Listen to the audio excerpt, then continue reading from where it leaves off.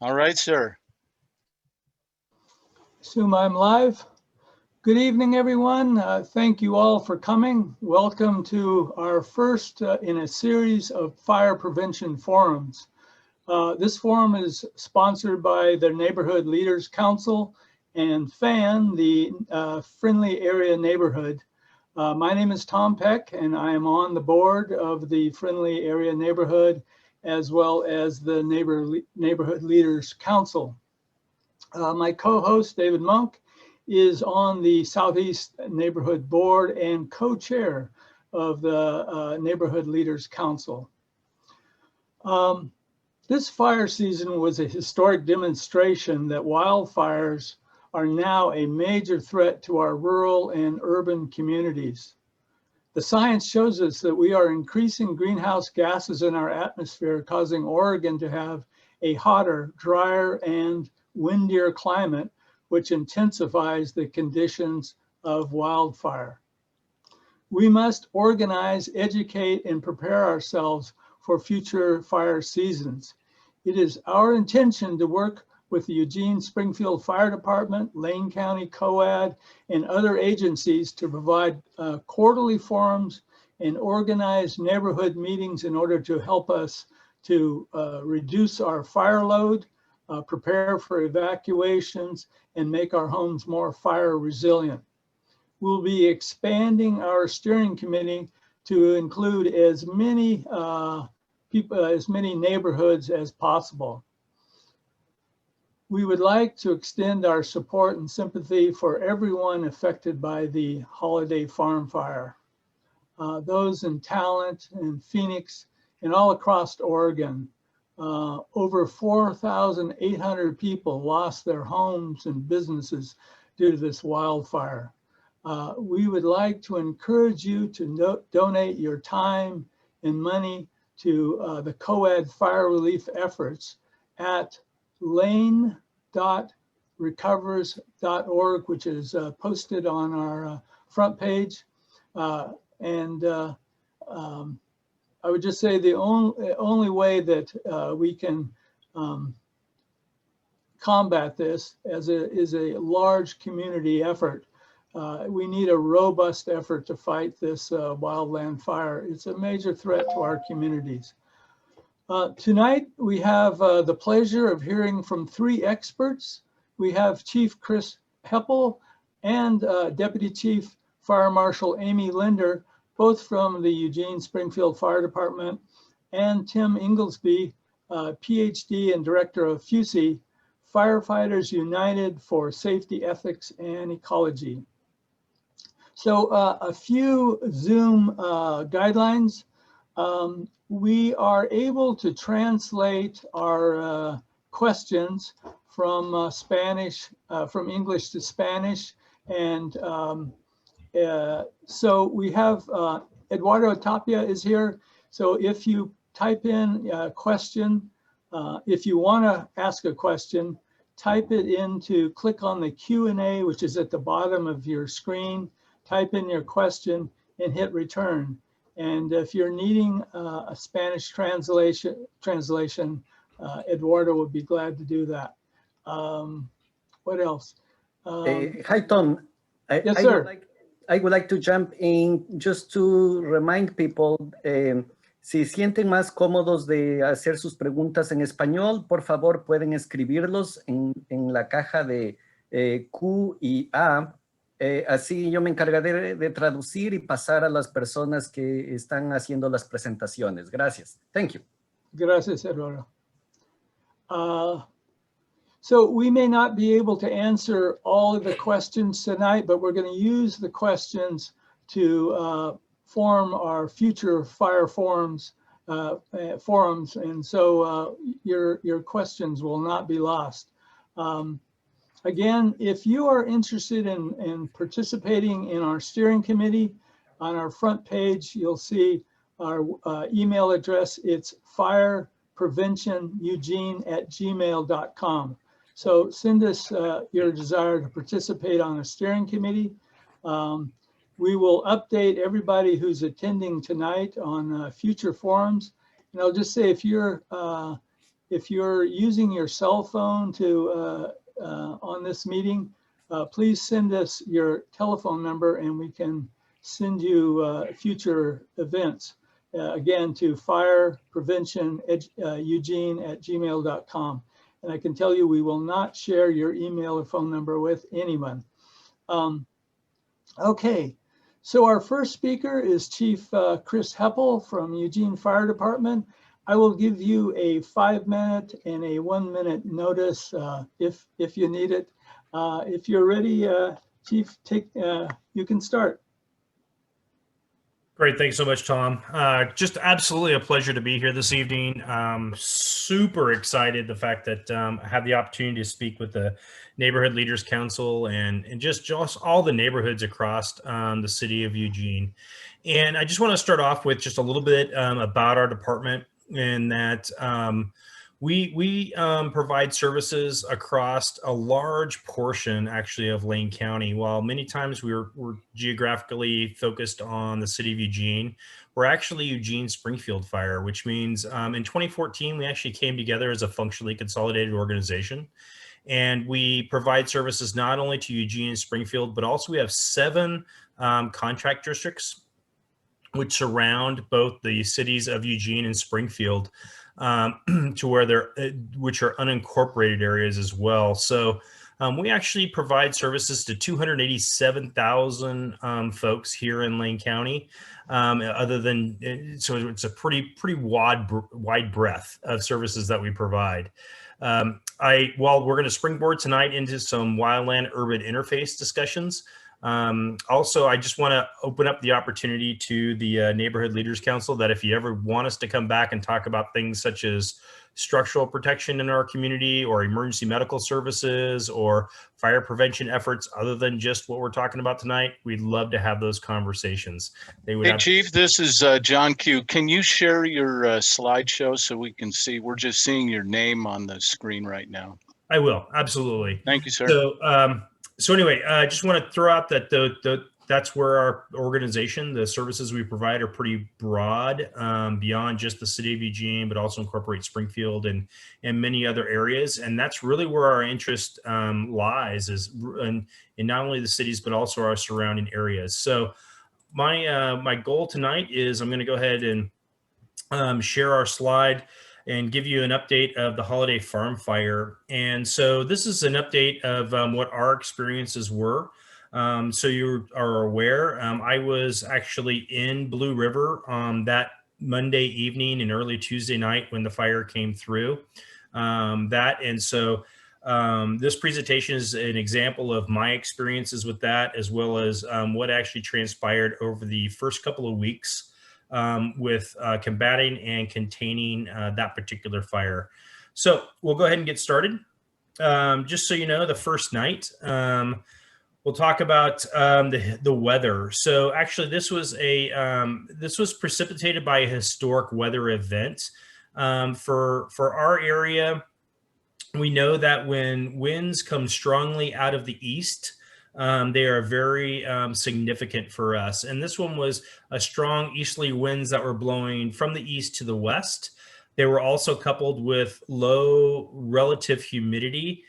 So for us in the fire world, when we start to see our relative humidities drop below about 21% relative humidity, it becomes very dangerous for us. We know that it will take very little ignition to start an event. We couple that with winds, associated high temperatures, and very dry fuel sources, or what we call receptive fuels, precipitates what we call unusual or excessive fire behavior. And that's exactly what was predicted for this particular what we call wind event. It doesn't happen very often. But historically, if you look all the way back for the last 50, 60, 70 years in our area, those times when we've had large fires are usually precipitated by these type of weather events. So we knew that it was going to be pretty significant, and hence the local fire departments, we work very well across Lane County. We actually established some preparatory operations, in that we set up task forces. And what that is we got together, as there's about 14 or 15 fire departments here in Lane County, and said, okay, if something happens, which are going to be the first 5 fire engines that go out the door to make this, to fight the fire? And then what's going to be the second 5 and the third 5 and the fifth 5? And we actually had 5 structural protection task forces established before this event actually came through, because we knew that if something happened, it would be significant. The fire actually started up near the Blue River, Upper McKenzie area. I don't know that they've actually identified what that ignition source was from the investigation that's being led by the U.S. Forest Service. But that particular fire started and again was pushed down the McKenzie River Valley by the winds. And we saw those winds within the valley. Like I said, I was there that night in Blue River. We were seeing 30-mile-an-hour winds sustained, gusting up to 45-mile-an-hour winds at my particular location. And my command post was actually at the McKenzie High School, or the McKenzie School Complex. That particular fire spread very quickly over the evening and actually made what we call a 20-mile run. So that fire ran 20 miles in about 15, 16, 17 hours and burned about 70,000 acres in that first night, which drove many evacuations of folks within the McKenzie River Valley down into the lower end of the Willamette Valley and the Eugene, Springfield area. That night, that first night, was absolutely a multi-agency response. It wasn't just fire that responded to that, but it was also strong law enforcement presence that was working to evacuate folks, physically knocking on doors, helping folks pack up their things, get on the road, get out the door. We had utility agencies as well as emergency management within Eugene, Springfield, and especially Lane County that was monitoring that move. As I will tell you, just from a personal experience, how did I find out something was going on? I received a phone call at about 9:30, 10 o'clock at night from our county fire chief, who's Chad Mentor from Coburg. He called me on the phone as he was going upriver and said, "Chief, hey, we're going to declare a conflagration." I said, "Okay, yeah, you're considering declaring a conflagration." He said, "No, we're going to declare conflagration." And as you can imagine, for me to hear those words, which have never been spoken in Lane County, I leapt out of bed as to what are we going to do and how are we going to move forward. So we actually declared the conflagration early on and well before midnight on that Monday evening. And why that's significant is because we have a very established, well-established process here within the state of Oregon, to where if there's a county where we have exceeded our local resource capability, with a phone call to the Office of State Fire Marshal, and we run a checklist and a get online with just a phone conference. In about 10 minutes, we can discuss what the capabilities are, what else do we need, and what resources can be sent to our area. It's confirmed by the Office of State Fire Marshal, and then they immediately call the Office of the Governor to declare a conflagration, which allows resources from across the state of Oregon to deploy to an area that need them. With that process, unfortunately, we've practiced it so many times over the years. Within about 60 minutes, we can have approval from the governor herself to move resources quickly. So we implemented that process very quickly. What was unfortunate, and you'll see here in a slide here shortly, is that there were also 11 other conflagrations declared that night. So it was an amazing evening, needless to say. Evacuations were pretty early, very early on, as called by the fire chiefs up in the McKenzie and Upper McKenzie area. And we started moving folks out as quickly as possible, especially because of the speed at which that fire was moving. This particular slide just shows the footprint, is the term we use, of this particular fire, this being the Holiday Farm fire in the end. And we'll talk about some of the numbers, what it came to, but this just shows the scope in which that fire impacted the upper Mackenzie or the Mackenzie River Valley, even on that first night. So some landmarks that folks might be familiar with is Walterville down here in the corner. As we continue to move upriver is the area of Leeburg. We continue to move up the river is the area of Vida, and then the area of Nimrod here.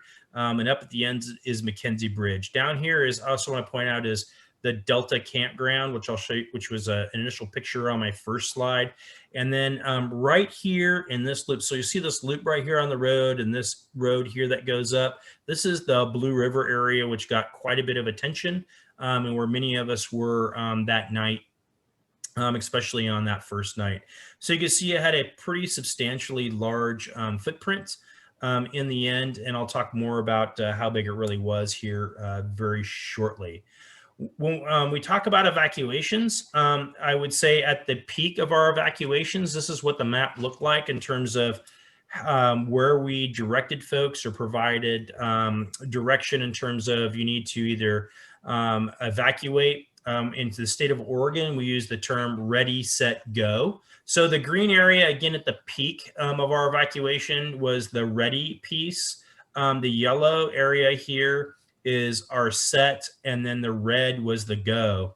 And what I want to point out is the fact that we had actually a large portion, in fact, down to Bob Straub Parkway in Springfield was actually within the ready mode. So we actually had them in our urban area, which we've never seen before in this area, in the stage of ready for evacuation. So that could tell you how close it kind of got to our area and the preparations that we had in place, that if we needed to move a large portion of our community, we would do that. Fortunately, we were able to stop it a number of miles upriver, just up from the flats area. We were able to stop and hold and maintain or control the fire early in the morning, and we were able to keep that line all the way through the particular incident. But this is just, I just show this as an example of how far or how deep the evacuation notices got into the urban area of Eugene and Springfield. I bring this map up because I said there were about 11 other conflagrations that were declared that night. This particular map, if you'll notice, the fires are actually of the appropriate size for the area. The term we use is fire on the landscape. And there is a tremendous amount of fire on the landscape that was precipitated by this particular weather event. Normally, our fire, the Holiday Farm Fire, which we were experiencing, would have been the #1 priority fire in the nation. In a normal fire season, we would have been #1. So whatever we asked for, we would have received. Unfortunately, in the state of Oregon and across the Pacific Northwest and the West Coast in general, we were not #1. We were actually #4 in Oregon. #4 in Oregon. So you consider the amount of devastation that we experienced, and there were others that were experiencing more. And why that is significant is because we couldn't get other resources in. We were dependent on the local resources that we had to suppress this particular fire. So how did we deploy? We had the Oregon Department of Forestry as well as the Office of State Fire Marshal deployed some incident management teams to this. The Office of State Fire Marshal declared they would take command of the fire for structural protection at 0700 on Tuesday morning, and the Office of Department of Forestry assumed command of the wildland portion on Wednesday morning at about 0600. Unfortunately, we had scarce resources from what I told you about. At our peak of this fire, we had 886 resources assigned. Fortunately, we had only a couple of firefighters, but no fatalities. We had a couple of injuries. In the peak portion, we had about 280 Canadians that were spread out across Oregon. We had about 80 of them here locally. And we actually had forces or fire suppression units here from Idaho, New Mexico, North Dakota, as well as Minnesota in the end. Those were not here in the early days. They were later on. But I just want you to know that, really across the nation, they came to come. And it was an international event in the end. From Eugene Springfield Fire, first of all, this wasn't in our area of jurisdiction. So we're helping our neighbors through mutual aid. Our daily staffing at Eugene Springfield Fire is we have 68 firefighters across Eugene, Springfield, and our 7 contract districts. We continue to provide that level of service. While we fought this fire, we had no degradation of service to Eugene and Springfield. We had our normal staffing. In addition, we put 60 firefighters a day directly fighting the Holiday Farm fire. We also had light task forces set up that could go out, and if there were new starts, we didn't want another start to happen, which we combined with this one. So we had direct light task forces available to take care of that. We also had 9 firefighters in reserves with associated engines. And then our hazmat team was actually supporting the urban search and rescue team with regards to hazmat components. Moving forward, it wasn't just fire. Okay, and so a lot of folks think it's fire. It's all about fire. The city of Eugene really stepped up to the plate in helping our neighbors up rivers, especially for Lane County. Our EPD Street Crimes Unit actually helped with evacuations. They were up there helping with checkpoints, patrolling communities. As you can imagine, community members are concerned in that I'm leaving my house, it's open. Am I going to get robbed? Am I going to be susceptible to that? So we provided security in those areas. Our comm center staff continued to support with telecommunications, even though we had a couple of our radio towers burned over. Our public information officers worked with the Lane County Emergency Operations Center, as well as the Office of State Fire Marshal, to really be pushing information out consistently and regularly. And actually our information support team, as well as our public works, you'll see that we actually deployed this particular unit up to the area of Blue River, which provided internet connection for that community for the first 30 days, was this particular unit. So we did a whole lot more other than just went and fought the fire. We were heavily engaged in providing communications, security, information, et cetera, from a city of Eugene perspective. In the end, there was about approximately 173,000 acres that were burned. Will be 100% contained officially about probably here in the next couple of days, but really it's a lot of the seasonal weather that'll put out the fire that is well within the interior of the control lines. Unfortunately, we lost about 700 structures, and 431 of those were residences. In terms of the size of the fire line, so if you remember that picture I showed you with regards to the border of that fire, it was about 250 miles of fire line. So if you could imagine trying to fight a fire between Grants Pass and Portland, that's how big that fire line was that we were dealing with just local resources. We ended up with over 30 miles of hose on the ground, and the National Guard also came in and helped us with some security. We had a FEMA Type 1 urban search and rescue team, which helped us search for potential individuals who may not have survived the incident. Fortunately, we only had 1 fatality. In the end, we had over 500 animals at the Lane Event Center, and at our peak, we were housing 890 evacuees in our hotels and shelters. Kind of looking forward for us. I'm going to look at this from my fire lens because I'm the fire chief. So that's the way I'm going to look at it. Is I'm thankful that we're kind of getting into the weather months to help things calm things down, not only with the Holiday Farm fire, but across the state of Oregon. Community security continues to be a concern as folks still haven't migrated or moved back into the area because of the damage to their homes. We still have a tremendous amount of restoration to infrastructure, and Highway 126 safety is going to be a concern going into the future, especially with the seasonal rains with regards to rock slides, landslides, instability, etc. I will say it has been a tremendous effort from multiple agencies, whether they're government, corporate, private, or nonprofit. Everybody came together. It was really neat when the feds showed up. And they walked into our command post over at Thurston Middle School. They were there about a day, pulled us aside and said they have never seen a level of cooperation in a community experiencing a disaster such as this, who work so seamlessly together. So we really felt good from that perspective, and we're able to get the fire. The term we use is buttoned up, pulled together, reduce the threat to our community in a very timely manner. For us moving forward, our job as the city of Eugene is to help with tremendous environmental restoration that's going to go on up there, community rebuilding. And we don't look at that from just the perspective of buildings, but also friends, family, and community. That's a tremendous emotional or traumatic impact associated with that, and certainly generational impacts. For me personally, I grew up on the McKenzie River as a kid here. I was a boater. I did my first endo in a hardshell kayak on the McKenzie River. I certainly have a love, and it's very emotional for me in the end. To recognize it's probably going to be a couple of generations before we get things back to where it was when I was a kid. So it certainly means a lot to me. So overall, thank you very much for this opportunity, and happy to answer any questions that folks may have. Thank you very much, Chief Heppel. That was great. Really appreciate it. Super informative. And if we can hold the questions to the very end, David will kind of field those questions.